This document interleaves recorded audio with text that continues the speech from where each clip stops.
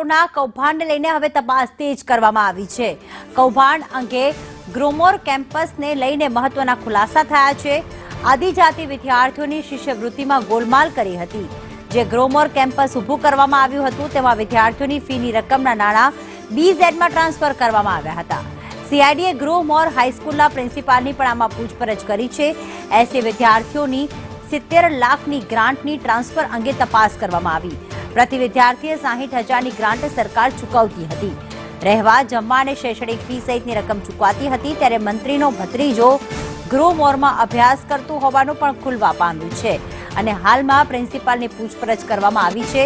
કારણ કે જે શિષ્યવૃત્તિ મળતી હતી તે બારોબાર બીઝેડ ગ્રુપમાં ટ્રાન્સફર થતી હતી, સાથે જે ફી હતી તે પણ ટ્રાન્સફર કરવામાં આવતી હતી।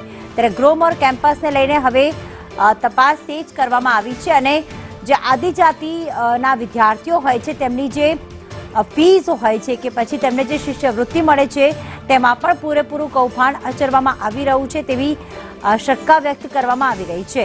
સરકાર દ્વારા આપવામાં આવતી આદિજાતિ વિદ્યાર્થીઓની શિષ્યવૃત્તિમાં પણ ગોલમાલ કરવામાં આવી।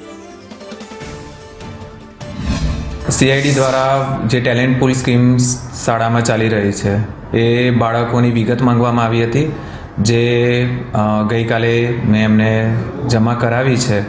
એમાં બાળકોના કેટલી સંખ્યા અને અત્યારથી જે આ સ્કીમ ચાલુ હતી એ વિશેની કેટલીક માહિતીઓ એમને માગી હતી, જે જમા કરાવવા ગયા હતા।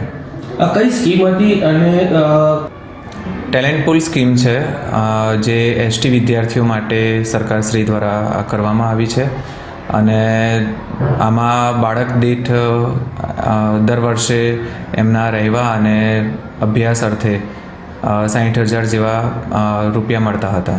એટલે આમાં સરકારશ્રી દ્વારા જે બાળકો દર વર્ષે અલગ અલગ સંખ્યામાં ફાળવવામાં આવતા હતા અને ઘણા વર્ષોથી ચાલતી હતી આ સ્કીમ અને એમાં કોઈ ફિક્સ આંકડો નથી હોતો।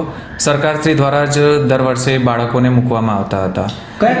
એ વિગતો તો આપણને ખ્યાલ નથી, પણ સરકારશ્રી જે પણ માહિતી માગે છે અમે એને ડેફિનેટલી આપીએ છીએ અને સરકાર સાથે જ રહીને અમે આ શક્ય હોય એટલી બધી જ માહિતી અમે આપવાનો પ્રયત્ન કરી રહ્યા છીએ। તપાસ હાથ ધરી છે એનું મૂળ તો ટેલેન્ટ પૂલ સ્કીમ છે, જે સરકારશ્રી દ્વારા જ આ યોજનાનો અમલમાં આવ્યો હતો અને આ વર્ષે આ યોજના સંપૂર્ણ ગુજરાતમાંથી બંધ પણ કરાઈ છે। વધુ વિગતો સાથે અમારા સંવાદદાતા જીલ રાવલ જોડાઈ ચૂક્યા છે। જીલ, જણાવશો કે ખરેખર જે સરકાર તરફથી શિષ્યવૃત્તિ આવતી હતી વિદ્યાર્થીઓ માટે તેનો ખરેખર ઉપયોગ થતો હતો કે પછી બીઝેડ કૌભાંડમાં પણ આ પૈસા પણ સંડોવાયેલા હતા? શું વિગતો સામે આવી આ ગ્રોમોર કેમ્પસને લઈને? જી, આપને જણાવ્યું તે બીજેડને લઈને તે સમગ્ર કૌભાંડ બહાર આવ્યું છે ત્યારે વાત કરવામાં આવે છે ગ્રોમોર કેમ્પસને લઈને મહત્વનો ખુલાસો સામે આવે છે।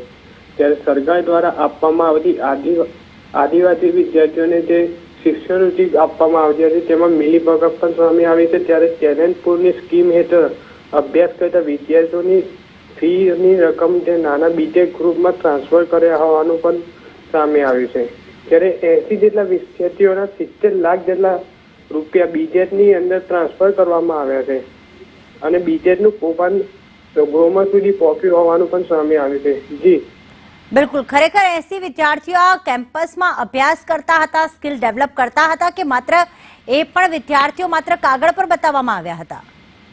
જી, અત્યારે હાલ તો સમગ્ર ઘટનાની અંદર સીઆઈડી તેમજ ગ્રોમોરની જે શિક્ષણિક સંખ્યા છે તેમાં હાલ તો તપાસ હાથ કરવામાં આવી છે અને ત્યારે વાત કરવામાં આવે તો આ જે સરકાર દ્વારા જે સ્કીમની અંદર જે 70 લાખ રૂપિયાની જે ગ્રાન્ટ આપવામાં આવી હતી ત્યારે હાલ તો તે બીજેડના એકાઉન્ટની અંદર ટ્રાન્સફર કરવામાં આવી છે।